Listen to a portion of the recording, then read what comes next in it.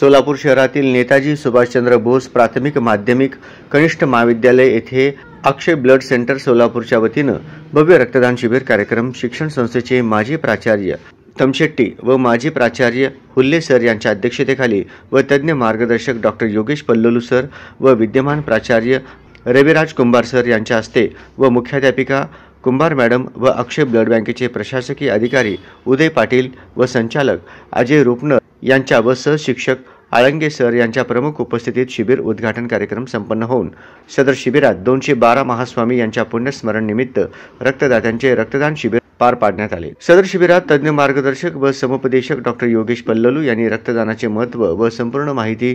आणि अत्यावश्यक रुग्णालयात उपचारासाठी पुरवठा उपलब्ध होण्यासाठी महत्त्व सांगितले। सदर शिबिर यशस्वी करण्यासाठी अक्षय ब्लड बँकेचे स्टाफ स्वप्नील शिंदे, आईगोळे, केदार व सर्व लॅब टेक्निशियन व शिक्षण संस्थेतील शिक्षक व शिक्षकेतर कर्मचारी परिश्रम घेतले आहेत।